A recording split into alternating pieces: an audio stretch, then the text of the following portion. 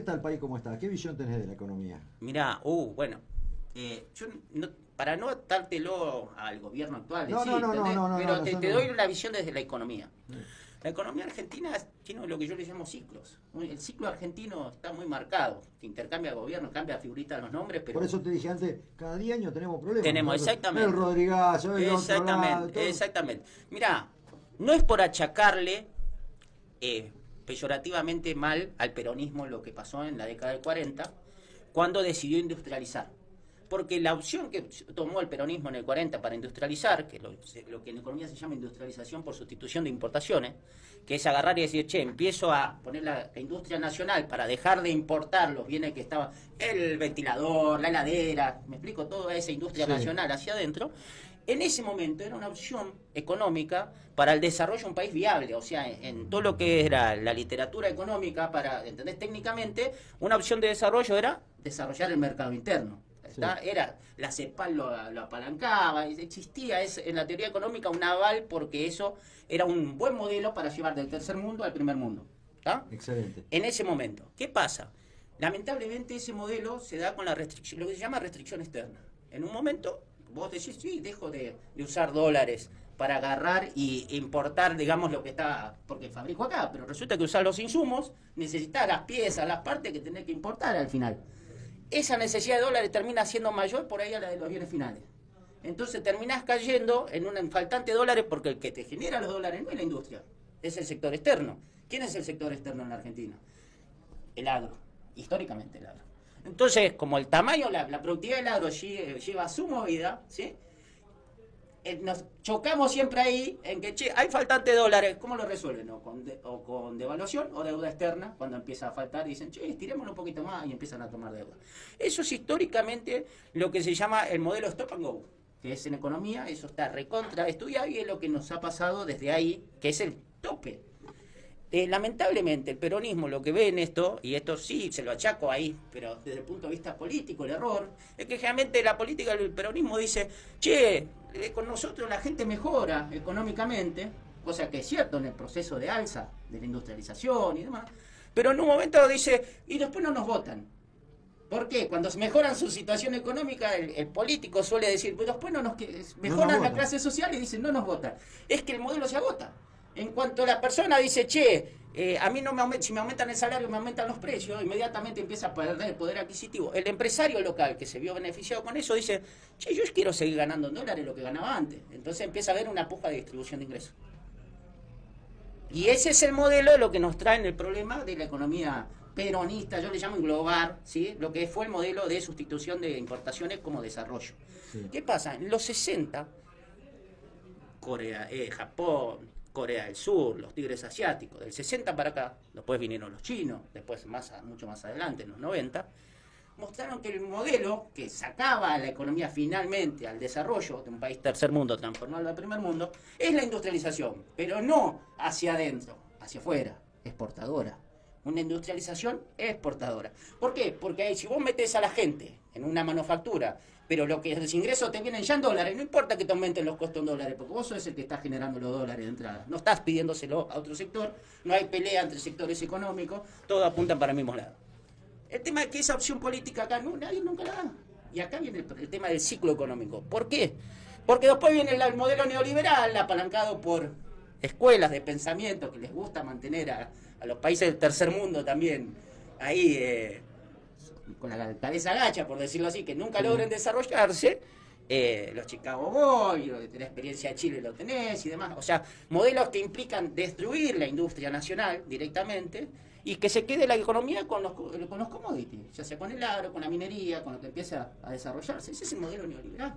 Es decir, no, la industria no va más, directamente no, porque es ineficiente, no lo sabemos y lo cerramos. Y esos son la otra parte de los modelos que hemos visto en el resto de... Ese modelo es el que hablas, el que vivimos en los 90 cuando se cerraron todas las fábricas. Por ejemplo, exactamente. La diferencia es que el peronismo de los 90, el de Menem, el déficit fiscal que tenía lo usaba para apalancar el consumo en el medio del ajuste de las privatizaciones. También ahí en los 90 desaparecieron los almacenes, ingresaron a la exportación y vinieron los chinos. Empezaba. Bueno, pero ¿qué pasa?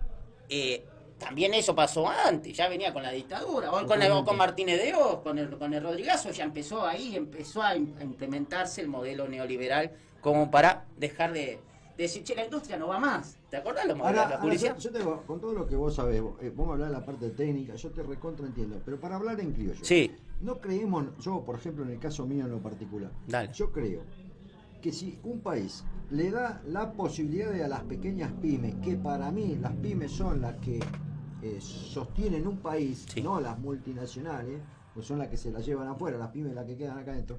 No podemos tener una economía mejor. ¿Por qué no hay un gobierno que dice, yo a las pymes le voy a dar más posibilidades cuando te ahorcan de todos los lugares? Sí, dame una explicación técnica. La técnica es que si vos desarrollás las pymes para el mercado interno, el empleo lo genera, esa es la parte positiva del modelo de Easy.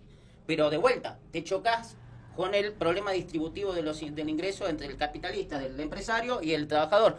¿Qué pasó con Cristina con el 2015 cuando puso el cepo queriendo evitar la devaluación, la fuga? ¿Qué hicieron los empresarios? O sea, empezaron a aparecer el empleo negro, a partir de ahí empezó a prevalecer por todos lados. Y el salario real empezó a irse para abajo. ¿Por qué? Porque el que tiene poder de mercado no lo deja por más que vos cambies las reglas. O sea, vos tenés que unificar los incentivos hacia el mismo lado. Ese es el problema político, político que tiene la Argentina.